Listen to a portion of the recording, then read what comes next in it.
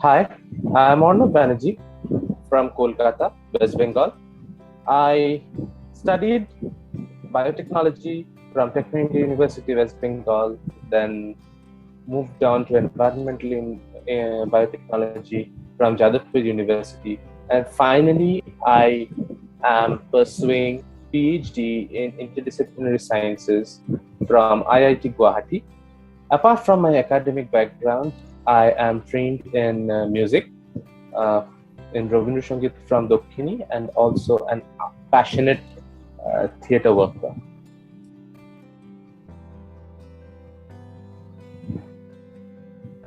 Basically, I am an environmental biotechnologist. In the master's level, what I worked was with enhancing the process optimization of direct contact membrane distillation. What exactly is direct contact membrane distillation? It is a membrane distillation technique which is usually used for desalination purposes. I modified the membrane with tannic acid and VTMS, vinyl trimethoxysilane, which was used to increase the process efficiency by almost 40% and reduce the time by 16.3%. Currently, in my PhD dissertation, I'm working to devise a process for biodegradation of plastics. I am adopting wet lab technologies as well as omics logic computation biology to attain a system such that in earlier times, the plastic degradation has improved in laboratory scale. I want to take it to the field level.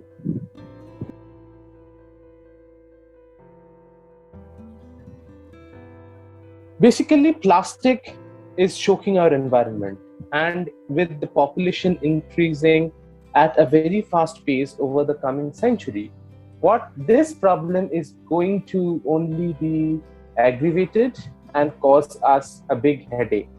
Now, for plastic degradation, what is happening? There has been enough studies in the laboratory scale, but there has been a typical roadblock for implementation in the field.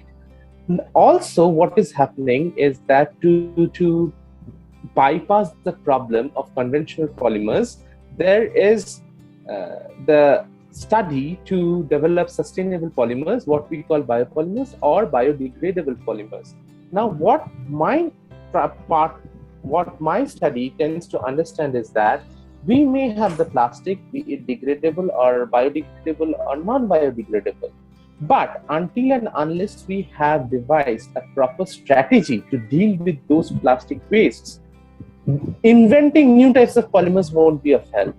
So my idea is to understand how we may effectively degrade those polymers in mass and actually apply in the real world scenario so that we may have a new direction in the solid waste management strategy in the upcoming decades. Now, after degradation, there is an economic side of it also. So what we are trying to do is that, if possible, we want to develop a product, a fertilizer product from the plastic waste, so that it can also aid the Green Revolution 2.0 that is currently on the plan to be implemented in India.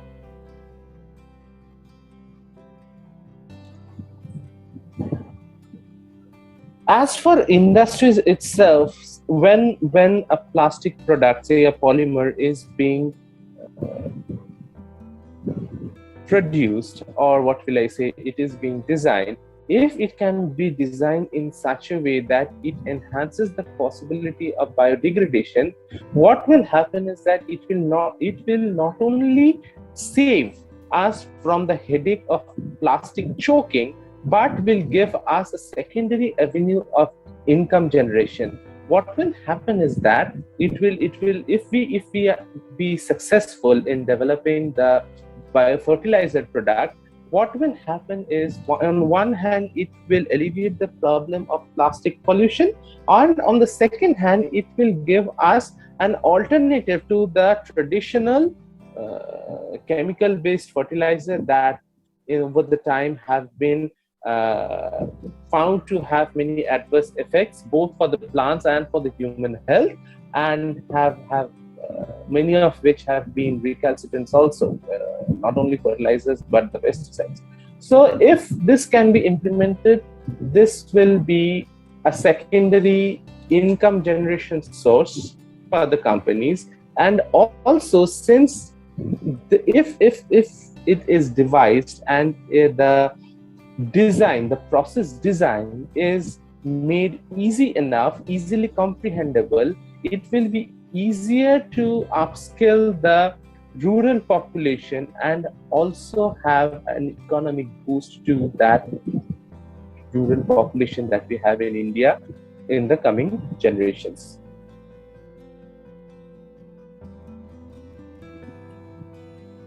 Basically, people, when they are studying biology, they tend to go into molecular medicine.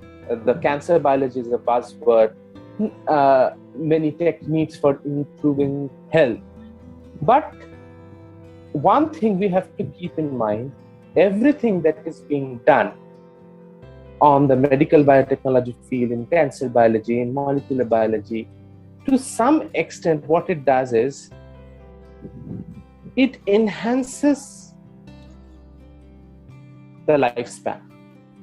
Now, there is no harm in enhancing the lifespan, but the problem we have at hand today is we have a huge population, much higher than the carrying capacity.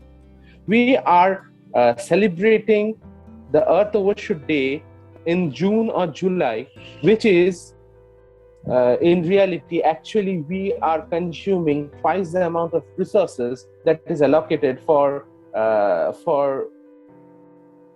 the maintenance of population by the Earth for a year. We are actually using twice the amount. Now the thing is, if the focus is entirely on enhancing the lifespan further, there might actually be a point where things will go out of hand. And the thing that we are facing right now, the COVID-19 pandemic. So more than increasing the lifespan, the extent of life, it's high time we look into the perspective of quality of life. And for that quality of life, we have to get into the environment, because the way we are moving ahead, it is bound to collapse in the near future. So that's why if you want, you go into cancer research, whatever field you want, but at least try to think how, rather than the extent of life, how you can work towards enhancing the quality of life. Because historically, research and technology, whatever it is for the privileged, for the privileged section. It is never for the poor. When it reaches the poor, it almost loses the novelty. So what happens is that it leads to more and more environmental exploitation by the underprivileged section of the society, which in a sense is digging up our own grave. So I will welcome the future generations to just think out of the box, bringing your innovation and solutions to this field, and let's see how we can build a better foundation for the people who will be following us in the next few decades to come. Now, what you need to study for these sorts of for this field, say environmental biology or environmental technology, the answer is simple. You can come in from any stream.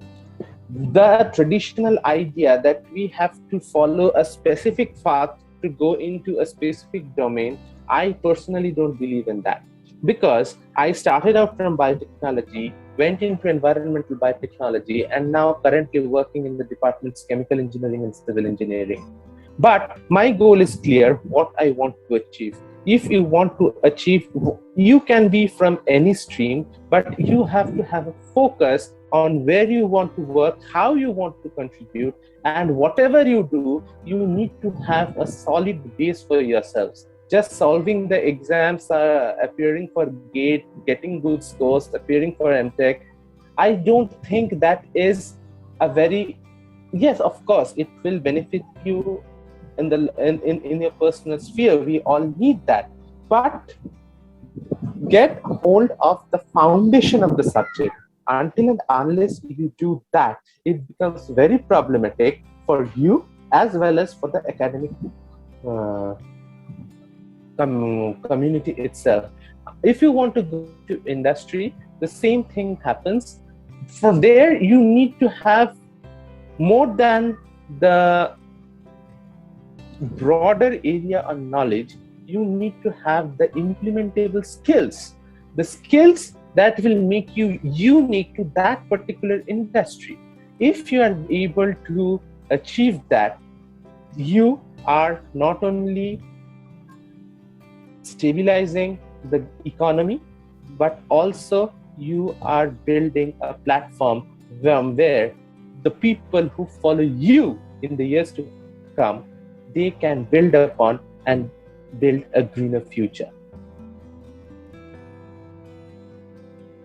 Many people ask me like whether we should go for a PhD. That's a very big question. And if we choose to go for PhD, whether we should go in India or whether we should go abroad. Now, this is a very pertinent question standing today, and more so in the times of the pandemic. Now the answer to this remains on what you want to achieve.